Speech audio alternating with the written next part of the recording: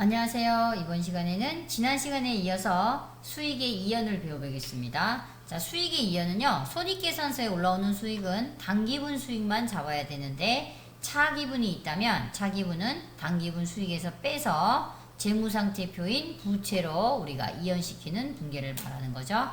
자, 바로 문제에 가서 대입을 시켜보겠습니다.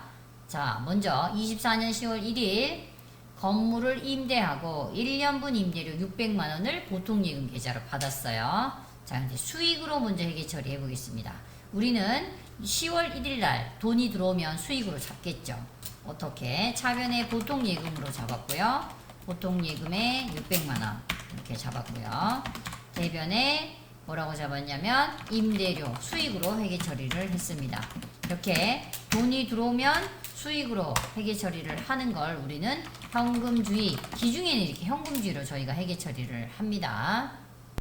그런데 이렇게 현금주의로 회계 처리를 해서 이렇게 손익계산서에 이렇게 올렸어요. 이렇게 손익계산서에 가지고 가서 이렇게 계상을 했다. 그런데 이 임대료는 단기분만 있어야 되는데 이게 아래를 한번 볼게요. 여기 보시면 이게 2024년 10월 1일부터 12월 31일까지 여기까지는 단기분 우리가 임대료가 맞아요. 그런데 2025년 1월 1일부터 9월 30일까지는 차기분 임대료잖아요. 그쵸? 우리가 이 12월 31일을 기준으로 놓고 여기 자 복사를 좀 할게요. 자 여기 12월 31일을 기준으로 놓고 앞에는 단기 그 다음에 이제 뒤에는 25년이니까 차기잖아요. 그래서 저희가 손익계산서에는 단기분만 올리기로 약속을 한 거잖아요. 그쵸? 그러니까 우리가 12개 중에서 몇 개만 3개만 우리가 단기분이다. 그럼 이거 3개 계산을 할 거고요. 밑에는 몇 개가 9개가 차기분이다 이 소리죠. 그럼 계산을 한번 해보겠습니다. 600만원 나누기 12 곱하기 3 이렇게 하시면 150만원이네요. 자, 그럼 얘가 150만원 이렇게 밑에는 그럼 얼마예요? 400,50만원 이렇게 되겠네요. 색깔을 좀 바꾸겠습니다. 이렇게 자 그럼 150만원은 우리 기업의 손익계산서에 올라갈 수익이 맞죠? 임대료가 맞아요. 임대료 수익이 맞다. 그러나 450만원 내년도분은 손익계산서가 아니라 재무상태표에 미리 받은 수익 부채로 올려라 이런 뜻이죠. 요거는 선수수익은 우리 회사에 뭐가 되는 거예요? 부채. 임대료는 우리 기업의 단기의 수익으로 잡아서 세금 내자. 그쵸? 요거는 차기에 낸다. 이렇게. 자 그러면 여러분 잘 보세요. 우리는 그냥 한 번의 수익으로 다 잡았잖아요. 그러면 올해 발생한 건 요거 맞죠? 단기분은 요거밖에 없습니다. 그러면 단기분에 해당하는 걸로 단기분에 해당하는 것만 우리가 손익계산서에 올려줘야 되니까 150으로 바꿔야 되겠네. 이게 이제 발생된 것만 우리가 뭐로 잡아라? 수익으로 잡아라. 올해 발생된 것만 수익으로 잡아라. 발생주의로 뭘 해야 돼요? 수정, 고치는 분계를 하자. 발생주의로. 자 그러면 임대료가 600만원이 아니고요. 취소를 해야 되겠죠. 임대료를 얼마를 취소해야 돼요? 150만원 빼고 다 취소해야 돼. 450만원. 그러니까 결국은 이 차기분을 취소하는 거죠. 차기분을 취소합니다. 단기에 수취한 수익 중 차기분에 해당하는 부분, 이게 차기분이잖아요. 차기분에 해당하는 부분을 차감 뺐네요. 반대변에 썼습니다. 그러면 이때 나타나는 애가 선수수익, 미리 받은 수익 얼마라고요? 400,50만원 이렇게. 이게 우리가 지금 뭘로 회계 처리를 한 거예요? 발생주의로 회계 처리를 한 거죠. 우리가 재무제표에 올릴 때는 이렇게 발생주의로 바꾸셔야 됩니다. 자 그러면 이제 정확하게 손익계산서와 재무상태표의 내용이 바뀌죠.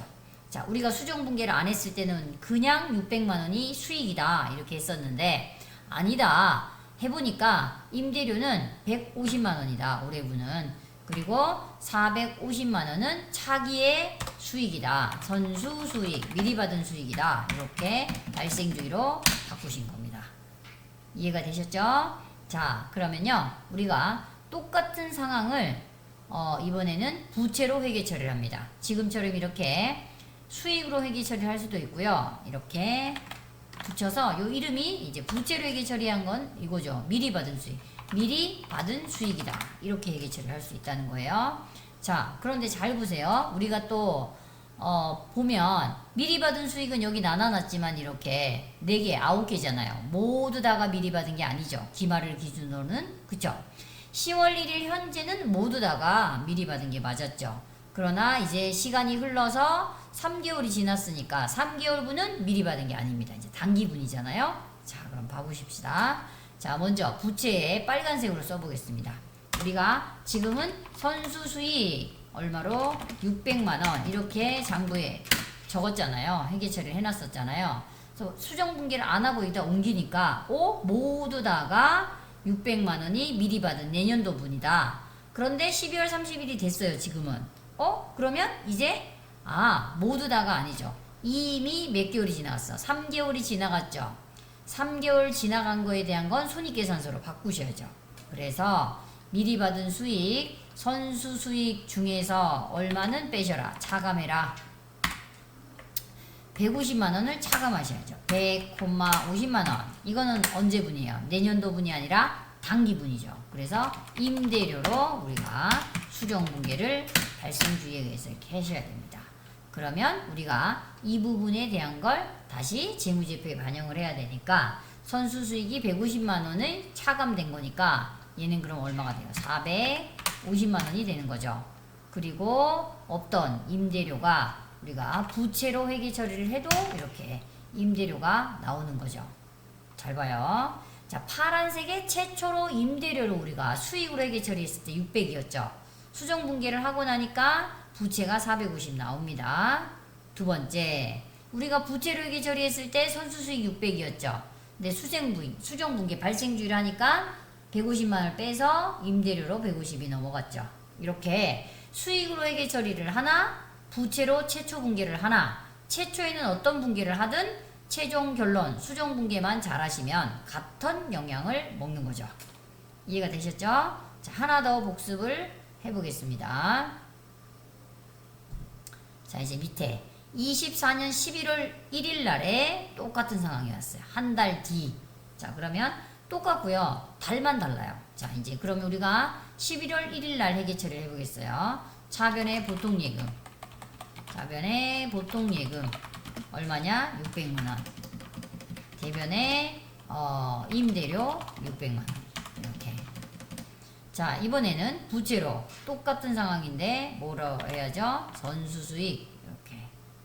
선수수익. 이렇게 하죠. 자, 이제 수정분계 해보겠습니다. 저 위에 이제 재무제표에는 반영을 안 할게요. 분계만 해보겠습니다. 자, 임대료로 회계 처리를 1년 다 잡았네요. 이러면 안 되지. 그쵸? 2024년 11월 1일부터 언제까지? 12월 31일까지는 단기분 임대료로 잡고요. 2025년 1월 1일부터 10월 30일까지는 뭐로? 차기분 임대료로 잡으면 되겠습니다. 그렇죠? 네, 10월 31일이 되겠죠? 자, 그럼 요걸 따져보니까 그러면 결론은 2개네요. 얘는. 그쵸? 얘는 10개네요. 그럼 얘는 결론은 100만원이 우리가 회계 처리가 됐어야 되고 수익으로 잡아야 될 건 100만원. 그리고 500만원은 차기분으로 잡아야 됩니다. 부채로. 그쵸? 그래서 우리가 다시 정리를 해보니까 손익계산서에 올라갈 임대료는 얼마라고요? 100만원. 그 다음에 재무상태표에 올라갈 선수 수익은 부채로 잡아야 될 건 500만원입니다. 그렇죠? 그런데 우리는 지금 어떻게 했어요? 모두 다 임대료로 잡거나 모두 다 선수 수익으로 잡았죠. 이걸 이제 정리를 해야 되겠죠. 자, 먼저 임대료로 회계 처리했으니까 먼저 임대료를 취소해 볼까요? 자, 임대료 600만원이 아니고 여기 보세요. 임대료 얼마예요? 100만원이죠. 100만원. 그러니까 500만원 차기분을 차감합니다. 그리고 차기분 이름은 뭐가 나와야 돼요? 선수 수익 500만원. 요렇게 하시면 되겠고요. 자, 그 다음에 다시 이번에는 선수수익 모두 다 우리가 내년도분이라 했는데 내년도분은 얼마예요? 500이죠. 그러면 이 100만원에 해당하는 게 차감돼야 되겠네요. 선수 수익 다 같이 가져가볼까요? 자, 차감합니다. 얼마? 100만 원을 차감하시고 이 100만 원은 단기분 뭐예요? 임대료 100만 원 이렇게 회계 처리하시면 돼요. 됐죠? 제가 이번에는 다른 방법을 한번 알려드릴게요. 헷갈리지 마시고 항상 우리는 먼저 최초 분계가 임대료였다. 그러면 여러분 반드시 답은 선수 수익이 나와야 돼요. 한번 최초의 임대료로 회계 처리를 하면 그 다음 답은 이게 나와야 된다는 거죠. 그리고 선수 수익은 내년도분이니까 반드시 금액을 쓸 땐 내년도분을 쓰시면 돼요. 다시 최초로 내가 선수 수익 부채로 회계 처리를 했다. 그러면 정답은 뭘 쓰셔야 돼 이제? 그럼 이걸 써야지 임대료를. 자, 임대료를 쓰고 임대료에 해당하는 금액을 쓴다. 다시요. 자, 임대료로 최초로 회계 처리를 했죠. 그럼 정답은 뭐예요? 네, 부채인 선수 수익이 답이 돼야 된다는 거야. 그럼 선수 수익은 얼마야? 500이죠. 이렇게. 따로 해볼게요. 자, 내가 최초에 선수 수익으로 600만 원을 했어요. 그럼 이번에 답은 뭐가 돼야 돼요? 이거 100만 원인 올해분 임대료가 답이 돼야 돼. 항상 번갈아 나옵니다. 답이. 자, 그럼 문제를 한번 풀어볼게요. 제가 이 방법으로. 이 방법이 사실 답하기는 훨씬 쉬워요. 자, 6월 1일 날 공장 건물 중 일부를 임대하고 일시에 수령한 12개월분 임대료 5,040만 원을 전액 임대료로 회계 처리했다. 자, 여러분 잘 보세요. 일단 답은 뭘 쓰셔야 되냐? 몰라도 선수 수익 이렇게 먼저 쓰셔야 돼. 대변에. 왜? 얘가 최초에 임대료로 했기 때문에. 그럼 여러분 선수 수익은 내년도분 맞죠? 그럼 내년도분이니까 여기서 내년도분은 이거잖아요. 24년부터 25년이니까 여기. 자, 이 부분이 5개월이잖아요. 계산합니다. 5개월만 여기다 갖다 쓰시면 돼요. 자, 갑니다. 먼저 여기 총 우리가 낸 게 5,040만원 5,040만원 나누기 12 곱하기 5. 아, 그럼 2,100만원은 내년도 미리 받은 수익이구나. 맞죠? 2,100만원 2,100만원 이렇게 쓰시고 우리가 먼저 임대료를 회계 처리한 걸 차감해야지. 차변에 임대료 얼마? 2,100만원 이렇게. 아셨죠? 최초로 임대료를 하면 같은 변에 선수 수익이 나온다. 금액은 내년도분 쓴다. 이해되셨죠? 자, 먼저 얘가 임대료로 회계 처리를 했으니까 내 답은 선수 수익이다. 금액은 당연히 내년도분. 반대일 때는 선수 수익을 얘가 최초로 회계 처리를 하면 여기 같은 변에 뭐라고 써야 돼? 임대료. 그리고 단기분을 금액을 쓰시면 돼요. 아셨죠? 자, 그러면 이제 이번에는요 발생을 할 겁니다. 지난 시간에는 우리가 지금은 뭐랬냐? 단기에 수치한 수익이 맞죠? 이게 지금 단기에 수치했는데 이 중에서 차기에 해당하는 부분을 우리가 이렇게 뺀 거잖아요. 차감하고 나면 선수 수익이 나왔죠. 자, 근데 이번에는 반대야. 이제 뭐냐? 단기의 비용입니다. 단기의 비용. 그런데 아직 지급일이 도래하지 않았을 때 단기의 비용을 빨리 장부에 적으셔야죠. 그때 우리가 미지급 비용이라는 이름을 씁니다. 그러면 일단 해봐야지만 이해가 되니까 회계 처리를 통해서 해봅시다. 자, 24년 5월 1일 우리은행에서 현금 1,000만 원을 차입했습니다. 그럼 회계 처리 해봅니다. 자, 5월 1일 날에 차변에 현금 1,000만 원. 대변에 단기 차입금 1,000만 원 이렇게 쓰시고요. 자, 그 다음에 우리은행에서 빌려왔네요. 그럼 여러분이 알다시피 우리가 1,000만 원 빌렸으니까 이거 갚아야 되잖아요. 그쵸? 내년 4월 30일 날 원금과 이자를 같이 갚네요. 그럼 여기다 정리를 한번 해볼까요? 2025년 4월 30일이 되면 원금 1,000만 원 갚고요. 자, 그 다음에 1,000만 원 갚을 때 이자도 같이 줘야 됩니다. 이자 비용 1,000만 원에 대해 몇 프로? 12%를 주겠대요. 그럼 이거 12%니까 100,20만 원이겠네요. 자, 문제는 이겁니다. 원금은 그냥 내년에 상환하면 되는데 이 이자 비용은 걸터 있어요. 지금 봐봐요. 25년 그쵸? 24년 이게 걸터 있잖아요. 아, 이 이자 말이야.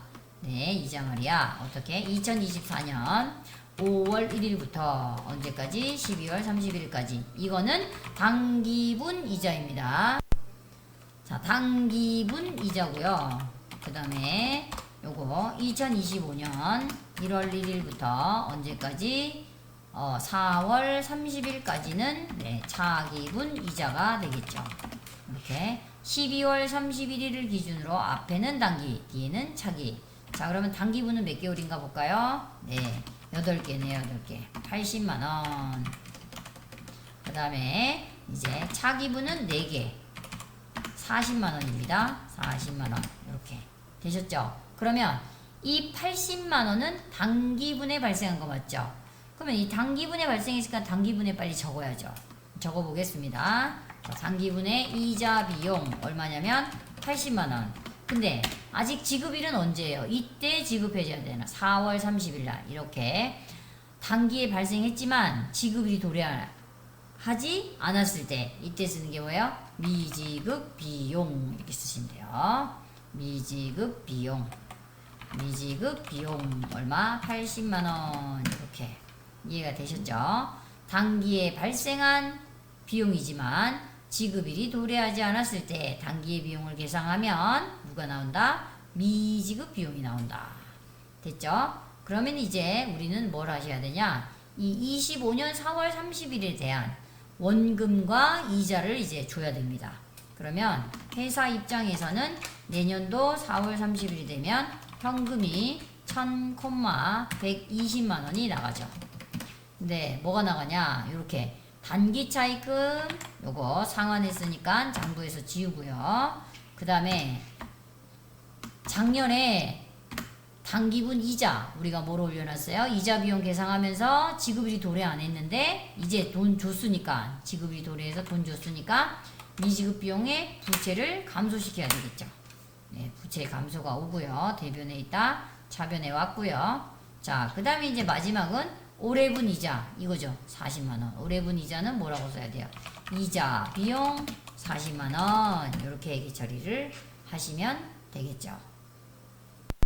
자, 그럼 이 문제 풀어보겠습니다. 단기 차입금에 대한 미지급 이자 15만원이 계상하다 그랬는데요. 돈 빌리고 이자를 줘야 돼요. 단기분 이자네요. 근데 지급일이 도래하지 않았으니까 먼저 차변의 이자 비용 15만원 이렇게 쓰시고 아직 지급일이 도래하지 않았으니까 미지급 비용 15만원 이렇게 하시면 되겠습니다. 자, 이번에는요. 우리 회사가 수치는 했어요. 단기분의 수익이에요. 단기분의 수익. 단기분의 수익인데 아직 수치일이 도래하지 않았을 때는 장부에다가 이렇게 미수수익이라고 우리가 장부에 적어요. 자, 먼저 한번 해볼게요. 이것도. 자, 요때 9월 1일 날에 한가람에게 현금 1,000만원을 대여해 줬어요. 자, 미리 회계처를 이렇게 해놨습니다. 자, 그러면 우리가 먼저 여기서 따져봐야 될 게 일단 24년 9월 1일 날 돈 빌려줬으니까 우리 회사는 2025년 8월 언제 31일 날 원금이랑 회수를 하겠죠. 자, 원금 얼마 1,000만원 이걸 회수하고요. 그 다음에 이자도 같이 받아야 되니까 이자 수익 얼마 1,000만원에 대한 곱하기 12% 이렇게 받으시면 됩니다. 요게 100,20만원이네요. 자, 그런데 요게 회수일이 25년이죠. 25년. 그런데 여기서 원금은 내년에 받으면 되지만 이자는 장부에 적어야 할 게 있잖아요. 저희가 걸터 있죠. 봐보세요. 2024년 9월 1일 날 돈 빌렸으니까 일단 9월 1일부터 12월 31일까지는 단기분 이자 수익 장부에 적어야 되겠죠. 그 2025년 1월 1일부터 우리가 8월 31일까지는 차기분 이자 수익이니까 차기분에 적으시면 돼요. 자, 한번 해볼게요. 그럼 단기분 이자는 곱하기 자 9월달부터니까 4개 맞죠? 12개. 그 다음에 8개 분의 12개. 그럼 4개면 40만원은 올해 장부에 이자 수익이라고 적고요. 발생주의로 40만원의 이자가 발생했어요. 80만원은 내년에 이자니까 내년도 장부에 적으면 되겠죠. 자, 그러면 장부에 적습니다. 자, 올해분 지금 이자가 40만원이에요. 근데 수치일은 언제냐? 이때죠. 내년. 그래서 수치일이 도래하지 않았기 때문에 일단 장부에 대변에 이자 수익이라고 일단 적습니다. 그리고 수치일이 도래하지 않았을 때 쓰는 계정이 미수 수익 얼마 40만원 이렇게 해서 자산으로 장부에 적으시면 돼요. 그래서 미수 수익은 자산입니다. 자산. 그리고 나면 이제 이 빨간색 내년 8월 31일이 오면 우리는 장부에다가 일단 현금이 기업으로 들어옵니다. 얼마가 들어와요? 1120만원이 들어오죠. 그리고 회사가 이 원금을 회수했으니까 장부에서 원금을 지우시고요. 그 다음에 작년에 이자 우리가 이렇게 적어놨는데 아직 수치일이 도래하지 않아서 못 받았던 거 지금 받았으니까 장부에서 자산의 감소를 시키고요. 그 다음에 올해분 이자는 그냥 올해분 이자니까 올해의 이자로 적어야 되겠죠. 이자 수익 올해분 이자는 80만원 이렇게 적으시면 끝나는 거죠. 자 여기까지 되셨죠?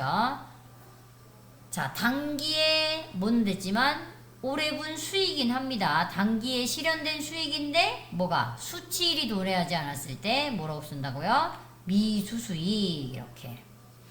자 그럼 문제를 한번 통해서 풀어보겠습니다. 돈을 빌려줬고요. 단기의 이자가 30만원을 적어야 되는데 아직 수치일이 도래하지 않았대요. 기간 경과분 이자 미수액이 30만원입니다. 그럼 기간이 경과됐으니까 올해분 이자 수익 얼마? 30만원. 근데 아직 수치일이 도래하지 않았으니까 미수 수익 30만원 이렇게 하시면 되겠네요. 그쵸? 네, 자 그리고요. 자 밑에 거. 자 정기예금에 입금했어요. 정기예금에. 그럼 이자 수익을 기간 경과분 이자를 인식하래요. 6천만원에 2%면 2, 12 120만원이네요. 120만원 120만원인데요. 올해분은 24년 10월이니까 3개월 인식하면 30만원 되겠네요. 자 이래도 한번 해보겠습니다. 자 먼저 6천만원에 우리가 2% 0.02 하면 120만원 여기에 3개월이니까 30만원이죠. 한 달에 10만원이니까 나누기 12 곱하기 3 30만원. 그러면 이자를 빨리 적어야 되겠다. 그쵸?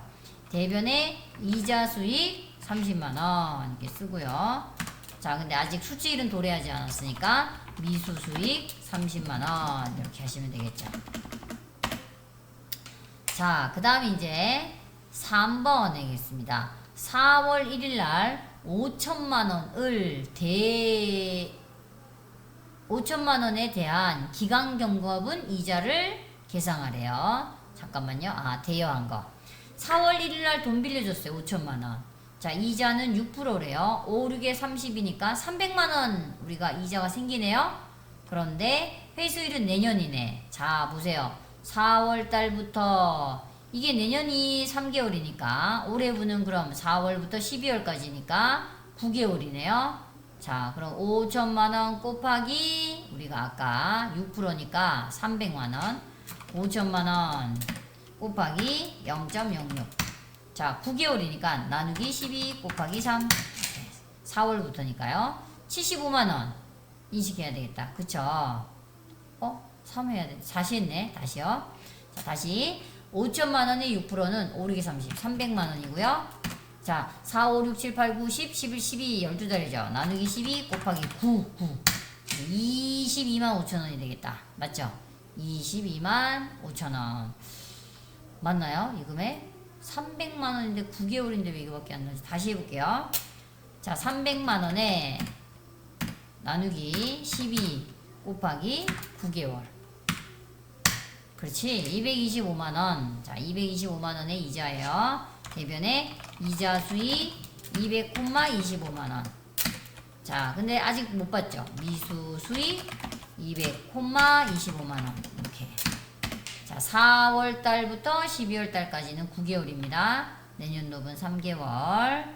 자 그 다음에 이제 7월달에 회사가 정기예금을 했어요. 500만원. 그럼 7월이면 딱 절반이니까 6개월이에요. 이거는 아주 쉽게 절반 자르면 되겠어요. 정기예금 500만원에 대한 이자를 계상하래요. 6%래요. 오르게 30. 그럼 얘는 30만원이다. 30만원. 1년에 30만원. 근데 올해분이 딱 절반이니까 그러면 이자 수익이 얼마가 돼야 돼요? 절반. 30만원의 절반은 대변에 뭐라고 써요? 이자 수익 15만원. 대변에 미수 수익 15만원. 이렇게 하시면 되겠습니다. 자, 그럼 이렇게 해서 우리가 지난 시간에 비용을 뭐 했냐? 이연시켰고요. 이번 시간에 수익을 이연했고요. 그 다음 각자 발생을 했거든요. 장부에 한번 정리를 한번 최종해 보겠습니다. 제가 이연이란 내년도분, 내년도 이렇게 차익이라고 쓸게요. 차익분을 말하는 건데요. 저희는 항상 비용을 이연할 수 있어요. 비용을 이연하면 비용을 여기다 직접 쓸게. 이연시키면 뭐가 된다고요? 자산이 돼요. 자산. 비용을 이연시키면 자 그럼 어떻게 되냐? 비용 예제 들어볼게요. 보험료를 내년도로 넘기면 뭐가 되냐? 선급 비용 이렇게 됩니다. 그 다음에 수익을 이연시키면 뭐가 되냐? 부채가 돼요. 예제를 들어볼게요. 임대료가 이연되면 뭐가 된다? 선수수익 이렇게 미리 받은 수익이다. 이렇게 부채가 돼요. 자, 다시 보험료 우리가 최초 비용을 보험료로 최초를 보험료로 회계 처리를 했다. 이러면 여러분 답은 뭐가 된다고요? 아, 이거 모양 복사할까 해놨는데 잠시만요. 최초를 우리가 비용으로 회계 처리를 하면 답은 선급 비용. 자, 최초가 임대료로 회계 처리가 됐다. 그러면 답은 선수수익. 반대로 선수수익을 먼저 회계 처리했다. 그럼 답은 임대료. 선급 비용을 미리 회계 처리했다. 답은 보험료. 이해되시죠? 자, 그 다음에 이제 발생 있어요. 발생은 단기 거예요, 여러분. 단기 이렇게. 자, 한번 해볼게요. 비용을 발생시키면 회사의 부채가 됩니다. 그 다음에 반대로 비용을 한번 발생시켜 볼게요. 이자 비용. 근데 지급일이 도래하지 않으면 미지급 비용. 이렇게. 그리고요. 수익을 장부에 적으면 뭐가 되냐? 자산이 됩니다. 수익은 우리가 이자 수익겠죠. 아직 수치일이 도래하면 미수 수익 이렇게 나옵니다. 따라서 발생은 미시 항목이 되고요. 이연은 선시 항목이에요. 그래서 이자 비용을 장부에 적으면 미지급 비용이 나와야 되고요. 이자 수익을 장부에 적으면 미수 수익이 나와야 됩니다. 최초 분계가 이자 비용. 그쵸? 이자 비용. 비용을 줘야 되는 상황이다. 장부에 이자를 발생시켜라 하면 아직 지급이 도래하지 않은 미지급 비용. 이렇게. 단기에 이자 수익이에요. 수익. 단기의 수익이지만 아직 수치일이 도래하지 않았을 때는 미수 수익. 이렇게 쓰시면 됩니다. 그래서 우리가 이번 시간에는 이제 발생과 이연의 모든 개념을 다 배웠어요. 그래서 다음 시간에는 저희는 이제 뭘 배울 거냐면 그 소모품 정리를 할 거고요. 그 다음에 외화 자산, 그 다음에 외화 부채 다 평가 들어가고요. 나머지 현금과 부족 같은 결산의 마무리 수동 분계를 해보겠습니다. 자, 고생하셨습니다.